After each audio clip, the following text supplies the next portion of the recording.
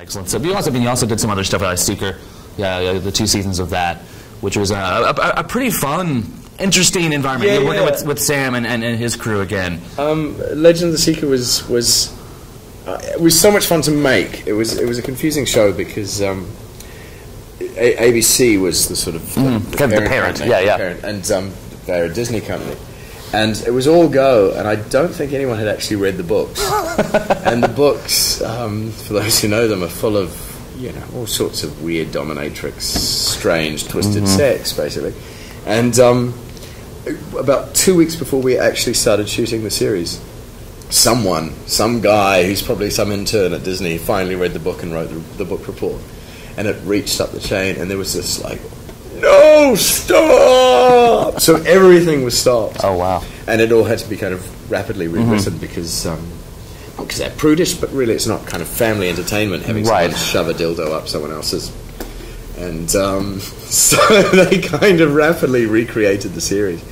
And so there was a fair amount of kind of confusion initially about who was what and what how. They do what to what, and that's how they do that exactly? I just want to ask you, because you do, I guess, a lot of green screening, and you end up doing a lot of special effects. Yeah. Is that just kind of fun to get out there, get your imagination, and just kind of play around in nothingness and make something out of it? With Spartacus, for example, the worlds we're in are entirely created. So even if it's an outdoor scene, it will be dust and dirt and trees and stuff like that. It's really the green screen wraps around the outside of the studio. So they still have some basic practical elements in the space. Absolutely. Right. The studios we shoot in are enormous. They're convention hall sizes. So there'll be green or blue wrapped around the outside of that, but inside the greens department we'll build an entire forest or a swamp, or the buildings are real.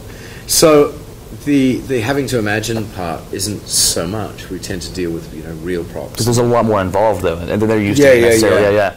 Yeah, I'm not sure. I've never done anything where the actors are entirely in green space, and that would be freakish and mind-blowing. But, obviously, with your current job, do you feel like you're much more physical in this job than the previous shows?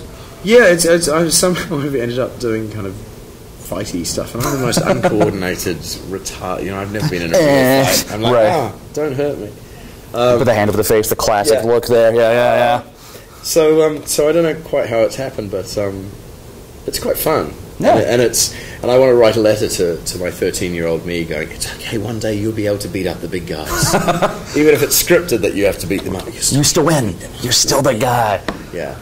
But it's fun. The fight stuff is great fun to do. You feel really cool initially, and then it's the worst thing to do because you often have to shoot day after day after day to get different angles, and it just starts hurting. I mean, you're doing days of the same thing. Same thing, just they get from the different angles, and weeks of that. People whinge about tennis elbow. You kind of have, if you're doing that once, it's fine, but then you're doing it 57 times. This all the time. As someone who's done choreographed combat, I can tell you that this action right here, we're recording this action right here, it'll wear you out after a while. Really tennis elbow.